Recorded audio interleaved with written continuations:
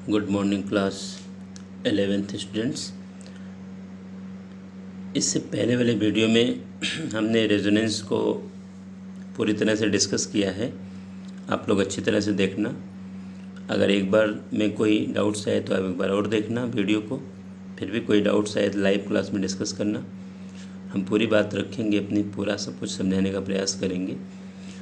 अब हम इसके अगले कॉन्सेप्ट पर आना चाहेंगे, जो partial covalent character of ionic bond. इससे पहले आप लोगों ने देखा था, हम लोगों ने कोवेलेंट कंपाउंड, कोवेलेंट बॉन्ड कितना आयनिक है या कितना पोलर है, इसके लिए हम लोगों ने डाईपोल मोमेंट और एक कॉन्सेप्ट डिस्कस कर रखे हैं। अब इसके आगे देखा जाए, हम आयनिक बॉन्ड कितना कोवेलेंट नेचर ऑप्ट कर रहा है या कितना कोवेलेंट नेचर उसके पास है, इसकी बात थोड़ा मैं करना चाहूँगा। तो इससे रिलेटेड एक रूल है, फजांस रूल।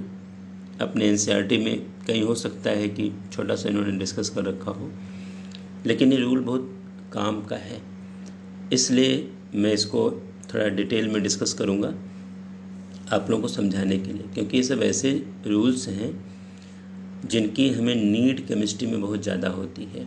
जगह जगह पर काफ़ी कंसेप्ट हैं जो कि फजांस रूल के बेसिस पर हम डिस्कस करते हैं। कोई भी आयनिक कंपाउंड कितना कोवेलेंट है, इसका डिस्कशन हमें फजांस रूल से करना पड़ता है। तो एक चीज़ छोटा सा मैं समझाना चाहूँगा, थोड़ा समझिएगा ध्यान से। जब आयनिक बॉन्ड या आयनिक कंपाउंड बनता है या आयनिक बॉन्ड जब बनता है, तो आपको पता है कि एक पॉजिटिव आयन और एक नेगेटिव आयन, ये दोनों एक दूसरे के क्लोज आते हैं। तो इसमें स्पेशली होता क्या है कि जो पॉजिटिव आयन अपना है, ये जो पॉजिटिव आयन अपने पास है, ये तो जैसे का तैसे बना रहेगा, लेकिन ये नेगेटिव चार्ज के जो इलेक्ट्रॉन क्लाउड है उसको अपनी तरफ अट्रैक्ट करेगा। तो जिससे होगा क्या कि नेगेटिव चार्ज की जो शेप है, ये पूरा जो एकदम से स्फेरिकल है, ये स्फेरिकल ना हो करके ये शेप चेंज हो जाएगी। कहने का मतलब शेप जो है ऐसे ओवल जैसी हो जाएगी। कहने का मतलब ये ऐसे ऑप्ट हो जाएगी। इसका इलेक्ट्रॉन क्लाउड इसके इफ़ेक्ट से, प्लस चार्ज के इफ़ेक्ट से कह सकते हो कि इस साइड में शिफ्ट हो जाएंगे ऐसे। और इसका न्यूक्लियस बैक साइड में, यानी यहाँ पर आप मान सकते हो इस साइड में न्यूक्लियस पहुँच जाएगा और इलेक्ट्रॉन क्लाउड पॉजिटिव चार्ज की तरफ चले जाएंगे। तो यही जो हमारा कैटायन है, इसका जो इलेक्ट्रॉन अट्रैक्ट करने का, इलेक्ट्रॉन क्लाउड को, नेगेटिव चार्ज के इलेक्ट्रॉन क्लाउड को अपनी तरफ जो अट्रैक्ट करने का बिहेवियर है, इसी बिहेवियर को हम पोलराइजिंग पावर का नाम देंगे। और ये जो एनायन है, जो अपनी शेप स्फेरिकल की बजाय इस प्लस चार्ज की वजह से देखा जाए इसकी तरफ शिफ्ट हो जा रहा है इलेक्ट्रॉन क्लाउड, यानी शेप डिफॉर्म हो रही है, डिस्टर्ब हो जा रही है। और इस केस में हमारे एनायन के लिए वर्ड आएगा पोलराइजेबिलिटी। और ये जो positive charge ion negative charge ion को अट्रैक्ट कर रहा है और इसकी शेप को डिस्टर्ब कर दे रहा है, शेप को बिगाड़ दे रहा है, इस फिनोमेना को हम नाम देते हैं पोलराइजेशन। तो अब तीन चीज़ हमारे सामने बड़े काम के आ गए। इन्हीं तीनों के बेसिस पर हम फजांस रूल को डिस्कस करेंगे। पहला रूल, पहला कॉन्सेप्ट हमारे सामने क्या है कि हमारा जो ये पॉजिटिव आयन है, जब ये नेगेटिव आयन के अप्रोच होगा, नेगेटिव आयन के क्लोज आएगा, तो नेगेटिव आयन के न्यूक्लियस को रिपेल करेगा और इसके इलेक्ट्रॉन क्लाउड को अट्रैक्ट करेगा। तो पॉजिटिव चार्ज जैसे का तैसे बना रहेगा, लेकिन नेगेटिव चार्ज का इलेक्ट्रॉन क्लाउड इस पॉजिटिव चार्ज के इफ़ेक्ट से इस पॉजिटिव चार्ज आयन की तरफ शिफ्ट होगा। तो कैटायन का एनायन को, यानी एनायन के इलेक्ट्रॉन क्लाउड को अट्रैक्ट करने का जो बिहेवियर है, पोलराइजिंग पावर है। एनायन जो स्फेरिकल के बजाय ओवल शेप ऑप्ट कर रहा है, इलेक्ट्रॉन क्लाउड को प्लस की तरफ शिफ्ट कर रहा है, इसको पोलराइजेबिलिटी का नाम देंगे। और ये फिनोमेना पोलराइजेशन है। अब देखा जाए, जितना ज़्यादा ये पॉजिटिव आयन नेगेटिव आयन को अपनी तरफ अट्रैक्ट करेगा, इस माइनस का इफ़ेक्ट यानी नेगेटिव आयन का इफ़ेक्ट उतना ही न्यूट्रलाइज होगा और बॉन्ड आयनिक के बजाय उतना ही कोवेलेंट की तरफ मूव करेगा। मतलब कह सकते हो उसके अंदर कोवेलेंट कैरेक्टर ऑप्ट होता चला जाएगा, कोवेलेंट कैरेक्टर डेवलप होता चला जाएगा। तो इतनी सी बात अगर अपने समझ में आ जाए तो फिर अपने को फजांस रूल समझने में कोई दिक्कत नहीं आएगी। एक बार मैं ज़रा रूल्स डिस्कस कर लूँ, फिर इसको समझाता हूँ। एक बार आप इसको ध्यान से ज़रूर समझिएगा, ज़रा इसको देखिएगा ध्यान से। क्या हम लोगों ने लिया है कि when a cation approaches an anion, the electron cloud of anion is attracted towards the cation and hence gets distorted। मतलब जो उसकी स्फेरिकल शेप है वह स्फेरिकल न रह करके वो डिस्टॉर्टेड हो जाएगी, कह सकते हो शेप उसकी चेंज होगी। तो मेरे कहने का सिंपल मतलब स्पेशली यहाँ पर ये है, क्या हम समझाना चाह रहे हैं, देखिए ध्यान से, कि when a cation approaches an anion, the electron cloud of the anion is attracted towards the cation। यानी जो अपने निगेटिव आयन का एनायन का इलेक्ट्रॉन क्लाउड है वो कैटायन की तरफ अट्रैक्ट होगा, कैटायन के थ्रू अट्रैक्ट होगा, एंड हेंस गेट्स डिस्टॉर्टेड, उसकी शेप डिस्टर्ब होगी, शेप कह सकते हो स्फेरिकल के बजाय ओवल सिचुएशन में आ जाएगी। The effect is called polarization of the anion. इस इफेक्ट को हम पोलराइजेशन का नाम देते हैं, मतलब पोलराइजेशन ऑफ आयन का नाम दे देंगे। अब यहाँ पर देखो थोड़ा और बात कर लूँ। The power of cation to polarize the anion is called its polarizing power. Cation anion को जो पोलराइज कर रहा है तो कैटायन की इस पावर को हम पोलराइजिंग पावर का नाम देंगे। And the tendency of anion to get polarized, और अपना एनायन जो अपनी शेप डिफॉर्म कर रहा है, पोलराइज्ड हो रहा है, इसको हम पोलराइजेबिलिटी का नाम देंगे। अब देखो, the greater is the polarization produced, जितना ज़्यादा पोलराइजेशन होगा मतलब कैटायन एनायन के इलेक्ट्रॉन को अट्रैक्ट करेगा। More is the neutralization of the charge, मतलब निगेटिव आयन जो है या पॉजिटिव चार्ज जो पॉजिटिव आयन पर बना हुआ है, जब इलेक्ट्रॉन क्लाउड पॉजिटिव की तरफ शिफ्ट होंगे तो यानी निगेटिव चार्ज या पॉजिटिव चार्ज ये न्यूट्रलाइज होंगी, कहने का मतलब है। The greater is the polarization produced, more is the neutralization of the charge. Charges का ज़्यादा से ज़्यादा न्यूट्रलाइजेशन होगा। न्यूट्रलाइजेशन इन द सेंस कि वो चार्ज जो प्लस या माइनस में था, जब दोनों क्लोज आएंगे तो वो एक दूसरे को न्यूट्रल करेंगे, ये वर्ड हम लगा सकते हैं। And hence the ionic character decreases और द कोवेलेंट कैरेक्टर इंक्रीजेस। जितना ज़्यादा चार्ज हमारा न्यूट्रलाइज होगा उसी रेशियो में हमारे मॉलिक्यूल के अंदर आयनिक कैरेक्टर डिक्रीज़ होता जाएगा और कोवेलेंट कैरेक्टर इंक्रीज़ होता जाएगा। इतनी सी बात अगर अपने समझ में आ गई तो फजांस रूल का मामला अपना बहुत क्लियर हो जाएगा। अब देखो, formation of covalent bond is favoured by the following factor. कुछ ऐसे फैक्टर हैं जिनकी बातें अपने को यहाँ पर करनी है। तो हमारे सिंपल समझाने का केवल मतलब इतना सा है, जो मैं समझाना चाह रहा हूँ आप लोगों को, इसको थोड़ा ध्यान से आप समझिएगा। देखिए, सबसे पहले काम क्या है अपने सामने, स्मॉल साइज़ ऑफ कैटायन। मतलब क्या है कि जितनी छोटी साइज़ का कैटायन होगा वह एनायन को उतना ज़्यादा पोलराइज्ड करेगा। जैसे मान लो कि एग्जाम्पल हम ले लें, सपोज़ कर लीजिए, अगर यहाँ पर हम मान लो कि LiCl को ले लें और NaCl को ले लें। ध्यान देना मेरी बात, ये Li प्लस Cl माइनस, यहाँ पर Na plus Cl minus. Suppose करो KCl को भी सेलेक्ट कर लिया जाए, K प्लस Cl माइनस। अब यहाँ पर देखिए नेगेटिव आयन सब में सेम है, लेकिन पॉजिटिव आयन, यहाँ लिथियम आयन है, यहाँ सोडियम आयन है, यहाँ पोटेशियम आयन है। तो मेरे कहने का मतलब क्या है, स्मॉल साइज़ ऑफ कैटायन, यानी जितनी छोटी साइज़ का कैटायन होगा वो उतना ही ज़्यादा कह सकते हो कि पोलराइजेशन दिखाएगा और एनायन को उतना ही ज़्यादा पोलराइज्ड करेगा। मतलब कैटायन की पोलराइजिंग पावर, अगर चार्ज सेम है, ध्यान देना मेरी बात, चार्ज अगर सेम है तो साइज़ स्मॉल होगी तो पोलराइजिंग पावर हाई होगी, और जितनी ज़्यादा पोलराइजिंग पावर आएगी कह सकते हो मॉलिक्यूल उतना ही ज़्यादा कोवेलेंट नेचर की तरफ शिफ्ट होगा। अब जैसे इसमें LiCl, ये कैटायन, यहाँ पर कैटायन सबसे स्मॉल साइज़ का है, उससे लिथियम से बड़ी साइज़ सोडियम की है, सोडियम से बड़ी साइज़ पोटेशियम की है। तो यहाँ पर और निगेटिव आयन हर जगह सेम है, हमने Cl माइनस को ले रखा है। तो सबसे ज़्यादा नेगेटिव आयन को यानी Cl- को पोलराइज करने का काम लिथियम का है और सबसे कम पोलराइजेशन आपका पोटेशियम शो करेगा। तो कहने का मतलब क्या हुआ कि इस केस में LiCl का कोवेलेंट नेचर सबसे ज़्यादा आएगा और NaCl का उससे कम आएगा, KCl का इससे भी कम आएगा। मीन्स जितनी छोटी साइज़ का कैटायन होगा उतना ही ज़्यादा एनायन को पोलराइज्ड करेगा और उतनी ज़्यादा उस मॉलिक्यूल के अंदर कोवेलेंट बॉन्ड या कोवेलेंसी डेवलप होगी। आप तो पहले नंबर पर ये ध्यान रखना कि अगर कैटायन सेम एनायन सेम है तो कैटायन के साइज़ को आप चेक करना, चार्ज अगर सेम है तो। अब आगे क्या दिखाना चाह रहे हैं, लार्ज साइज ऑफ एनायन। ये तो हम लोगों ने स्मॉल साइज ऑफ कैटायन वाला केस लिया है, ध्यान से करने की ज़रूरत है, समझने की ज़रूरत है, क्योंकि ये पॉइंट हमें अपने लिए बहुत काम के हैं।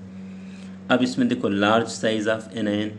अब लार्ज साइज ऑफ एनायन में मैं क्या समझाना चाह रहा हूँ, जैसे मान लो कि मैंने HF लिया, HCl लिया, HBr लिया, HI लिया।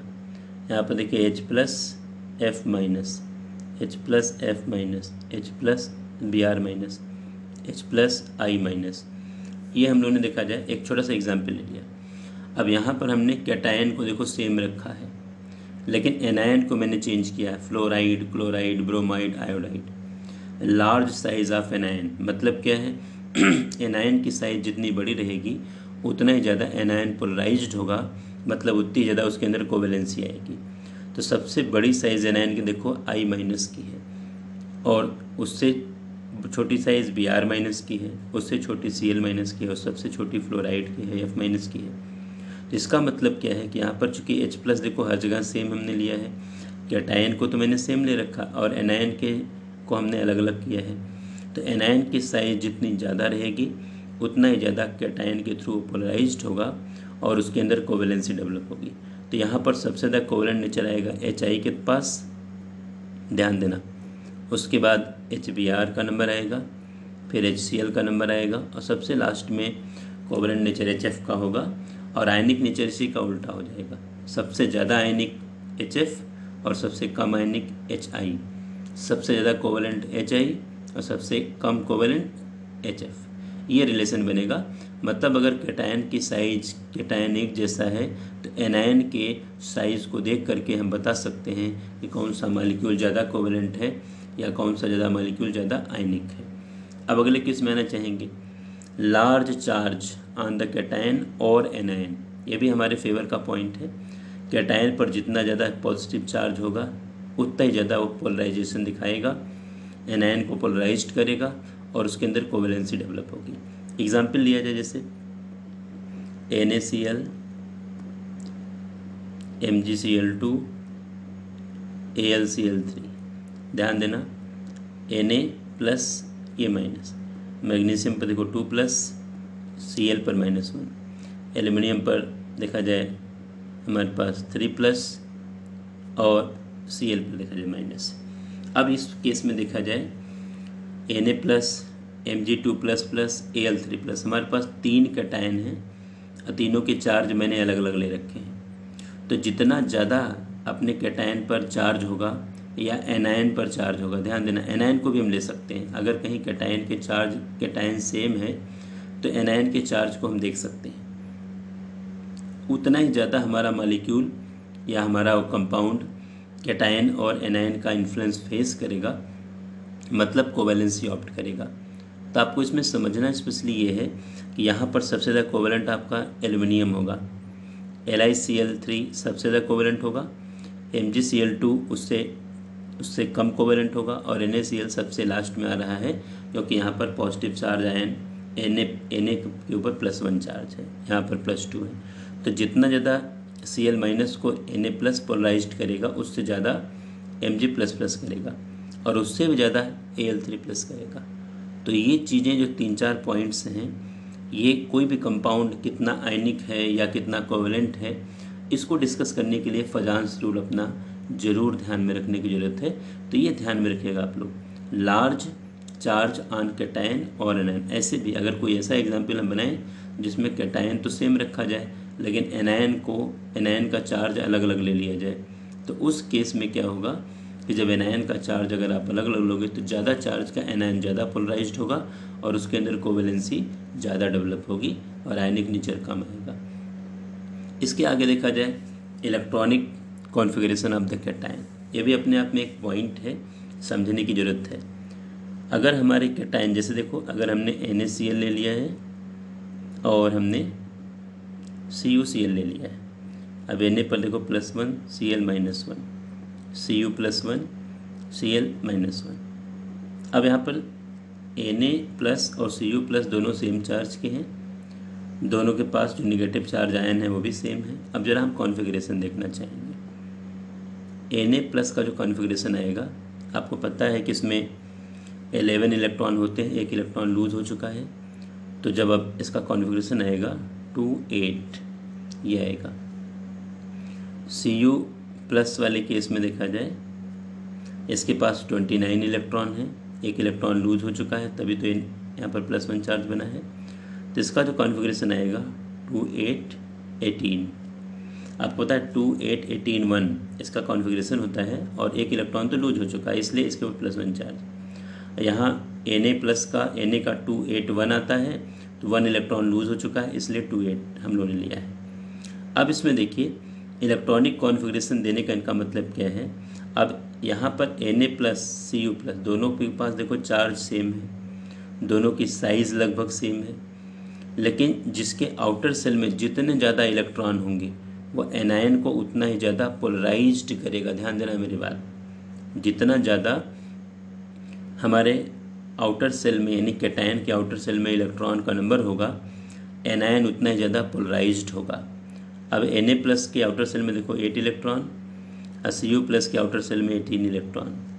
रिजल्ट क्या होगा कि 8 इलेक्ट्रॉन Cl- को कम पोलराइज्ड कर पाएगा, यानी Na+ कम पोलराइजेशन दिखाएगा और Cu+ Cl- पर ज़्यादा पोलराइजेशन दिखाएगा। तो रिज़ल्ट क्या होगा कि NaCl की जो कोवेलेंट नेचर आएगा ये कम आएगा और CuCl का कोवेलेंट नेचर इससे ज़्यादा आएगा। मतलब अगर NaCl और CuCl में कहा जाए ज़्यादा कोवेलेंट कौन है तो CuCl आएगा, और इसके लिए पूरी तरह से रिस्पॉन्सिबल है 18 इलेक्ट्रॉनिक सेल कॉन्फ़िगरेशन। देखो इसके आउटर सेल में 18 इलेक्ट्रॉन्स हैं और यहाँ पर 8 इलेक्ट्रॉन है। तो कभी भी कहीं पर भी अगर कोई ऐसा एग्जाम्पल हमारे सामने आ जाए जहाँ पर पॉजिटिव चार्ज आयन के ऊपर सेम चार्ज है, साइज सेम है, और वहाँ अपने को पता करना पड़ा कि कौन ज़्यादा पोलराइजेशन दिखाएगा या जिसके अंदर कोवेलेंट कैरेक्टर ज़्यादा डेवलप होगा, तो उस केस में हम उसके इलेक्ट्रॉनिक कॉन्फ़िगरेशन के बेसिस पर अपनी बातें कर सकते हैं। अब जरा मैं सिंपल सा समराइज़ कर दिया जाए, कोवेलेंट यानी कोई भी आयनिक कंपाउंड या कोवेलेंट की तरफ कब शिफ्ट होगा, उसके अंदर कोवेलेंसी ज़्यादा कब बनेगी, जब कैटायन की साइज़ स्मॉल हो, एनायन की साइज़ लार्ज हो, कैटायन और एनायन पर हाई चार्ज हो, और इलेक्ट्रॉनिक कॉन्फ़िगरेशन को भी हम देख सकते हैं अगर हमें ज़रूरत पड़ी तो। कोई भी कंपाउंड कब आयनिक नेचर ज़्यादा ऑप्ट करेगा, इसी का उल्टा कर दो, कैटायन की साइज़ लार्ज हो, एनायन की साइज़ स्मॉल हो, लेस चार्ज कैटायन और एनायन पर हो, और ये तो एक सिंपल नॉर्मल केस है। तो ये कुछ ऐसी चीज़ें हैं कि कोवेलेंसी के लिए, कोवेलेंट नेचर डेवलप होने के लिए मॉलिक्यूल के अंदर कैटायन की साइज़ स्मॉल, एनायन की साइज़ लार्ज और हाई चार्ज ऑन कैटायन या large charge on cation and anion. तो एक रूल अभी हम लोगों ने केवल एक डिस्कस किया है, फजांस रूल। अब मेरा मानना है कि आप लोगों के समझ में आया होगा, क्योंकि ये सब रूल्स हमारे अपने लिए काफ़ी इम्पोर्टेंट हैं। अब मैं समझाना चाह रहा हूँ कि अब इस पॉइंट तक आते आते अपने जितने भी चैप्टर के आप कह सकते हो कि पॉइंट थे, स्पेशली केमिकल बॉन्डिंग वाले, वो सब हम डिस्कस कर चुके हैं। अब हमें इसके आगे मॉलिक्यूलर स्ट्रक्चर की तरफ मूव करना है। तो पूरा चैप्टर अपना देखा जाए 2 पार्ट में डिवाइड ही है, chemical bonding and molecular structure. तो अब हम मॉलिक्यूलर स्ट्रक्चर वाले टॉपिक की तरफ मूव करेंगे। केमिकल बॉन्डिंग वाले कॉन्सेप्ट ये जितने भी अभी हमने डिस्कस किए हैं, ये मॉलिक्यूलर स्ट्रक्चर्स में अगर इनकी ज़रूरत पड़ेगी तो इनको हम लोग अप्लाई करेंगे। तो इस वीडियो को बहुत बड़ा तो नहीं बनाना चाह रहा हूँ मैं, क्योंकि इसके आगे हमें मॉलिक्यूलर स्ट्रक्चर्स वाले कॉन्सेप्ट लेने हैं। तो अब आप लोग इसके आगे मॉलिक्यूलर स्ट्रक्चर्स के कॉन्सेप्ट के लिए तैयार रहना, थोड़ा सा NCERT की रीडिंग लगाना और कोई डाउट्स आते हैं तो हम लोग उसको डिस्कस करेंगे। Thank you.